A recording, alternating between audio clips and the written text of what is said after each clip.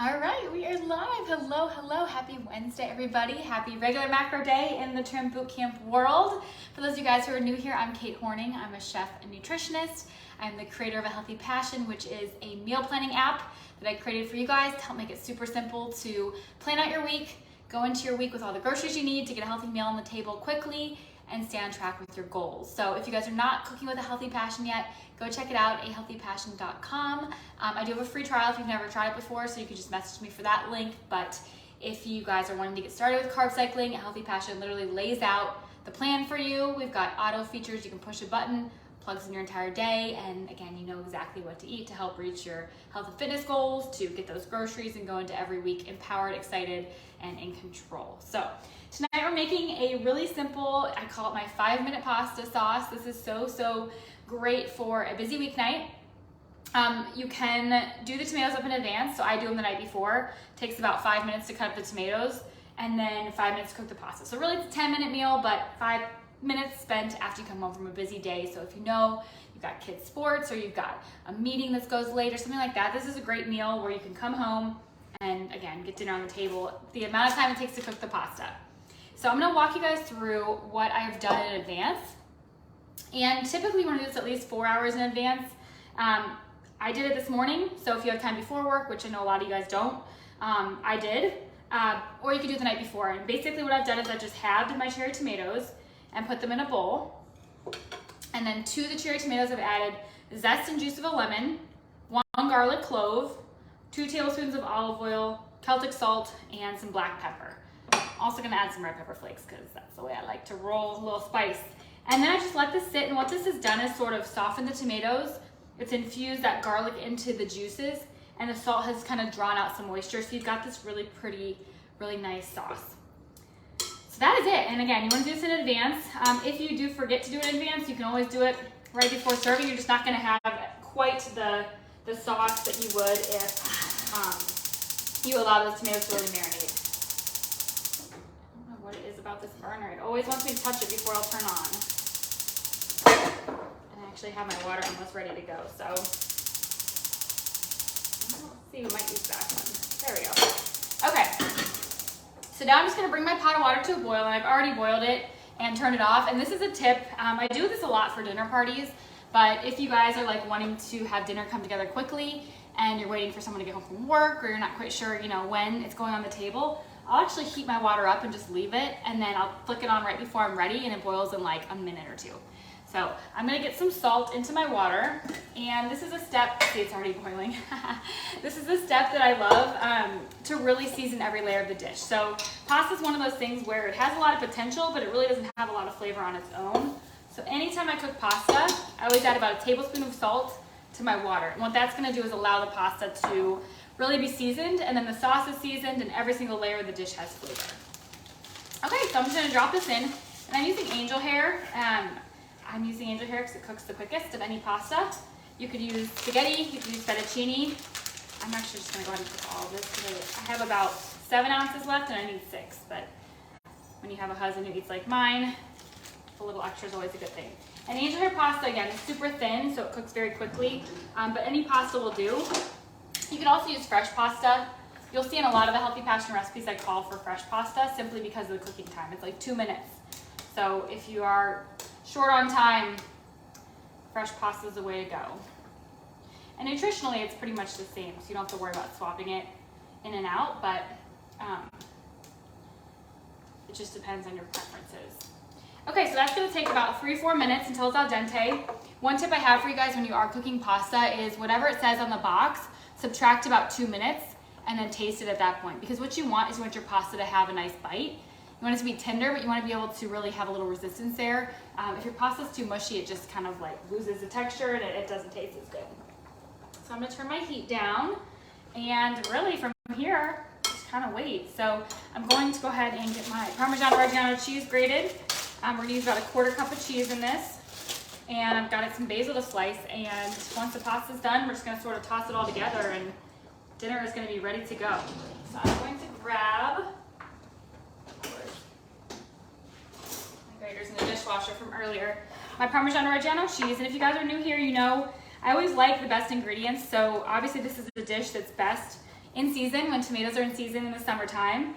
The cheese, I'm using 24-month Parmigiano Reggiano because it's salty and it's rich and it's delicious, but you can sub any cheese. You can get tomatoes from the grocery store, you know, buy whatever you have available, whatever you can find, but always go for the best if you can get it. So I'm gonna grate this up. And again, we want about a 1/4 cup, give or take a little.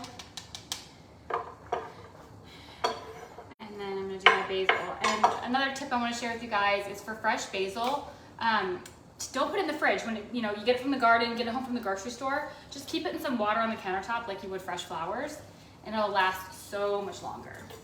So I'm just gonna roll it up here, just like I would kale, little cigar shape, and then thin ribbons all the way down. Okay, so my pasta's been there about 2 minutes, so I'm going to kind of keep an eye on it from now until it's ready.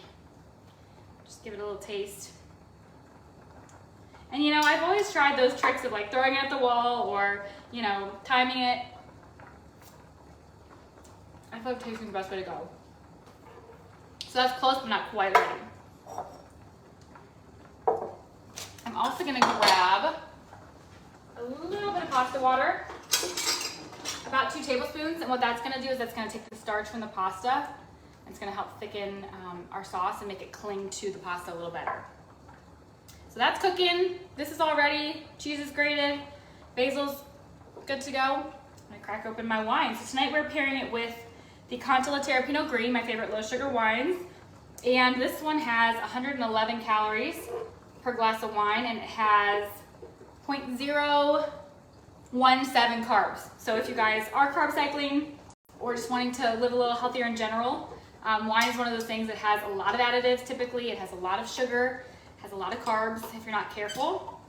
The thing I love about this wine is every single wine, they give you a nutrition list of what's in the wine. It's usually yeast and grapes, and they also give you the calories and the carbs. So you know exactly what you're getting versus going on MyFitnessPal and adding a glass of wine that you're like, someone put in there, you have no idea. So I'm a big fan of this just because I like the transparency. It's so good. These wines are so pure. I've talked about them before on here. I do have a Facebook group if you guys like wine. I want to come hang out in there. It's called Low Sugar Wine. I'll link it below. And I'll also link this wine specifically. But I kind of compare it to organic food or whole food nutrition when you start eating healthier foods. It's amazing how pure and how clean and how much better a tomato, from the farmer's market, fresh off the vine is than, something you get at a grocery store that's been picked in Florida, 5 days prior. So it's one of those things where this wine is just, it's hand harvested. It's very, very, very clean. There's no additives. There's no anything. So you can just really taste the grapes, which I really love. And the terroir, where it comes from. So somehow I ended up with, of course, all the stuff from my garden. I got a little bug in here. That's fun. So the tomatoes are from my garden. The basil's from my garden, and this little bug. So I'm just going to get the pasta into the bowl. And I always set the pasta water aside simply because I feel like I just forget. You get to chatting or you get to doing other things, or, you're yelling at kids or talking to your husband. And I tend to sometimes forget to save my pasta water, so I always set it aside. But in this case, I actually remembered.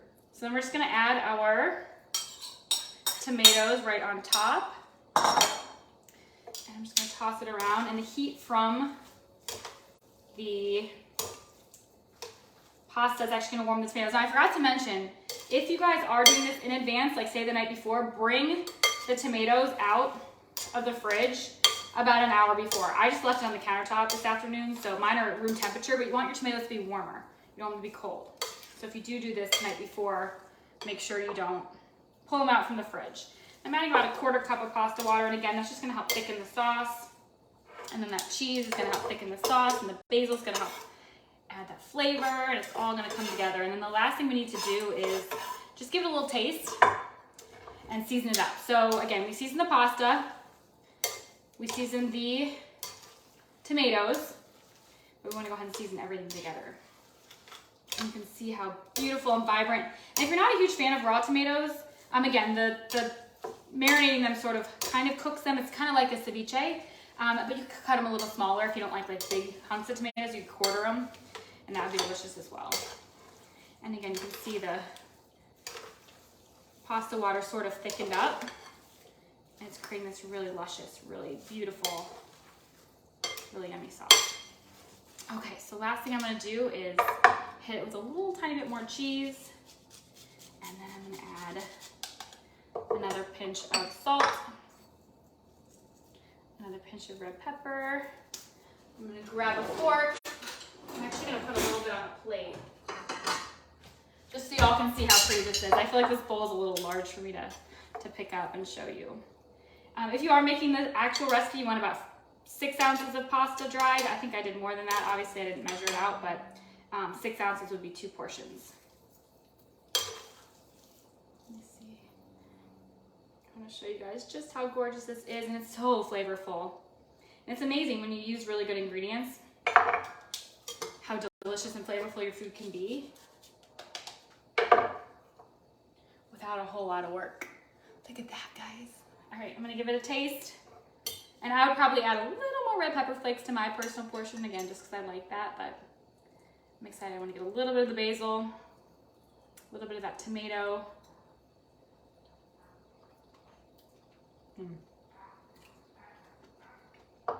It's so fresh.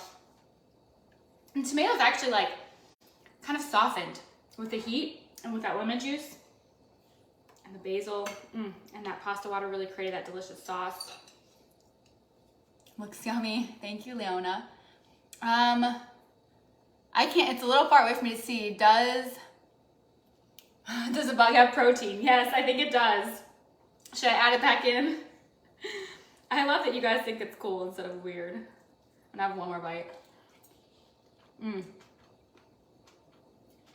So good.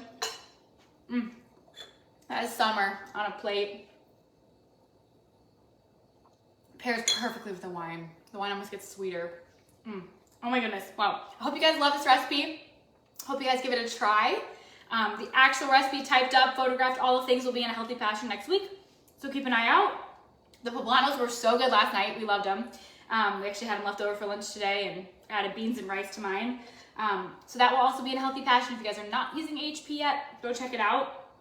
The recipes are all like this, simple, delicious, healthy, full of flavor, seasonal ingredients, and quick to get on the table, even on a busy weeknight. So I will see you all next week. I'll let you all know what I'm cooking then. I have no idea yet, but I will plan it out and I'll let you know the schedule. If you guys need anything, let me know. Also, if you guys didn't see my thread I posted today about favorite lunch ideas for low carb days, I'm gonna start a weekly thread to kind of help collaborate and give ideas.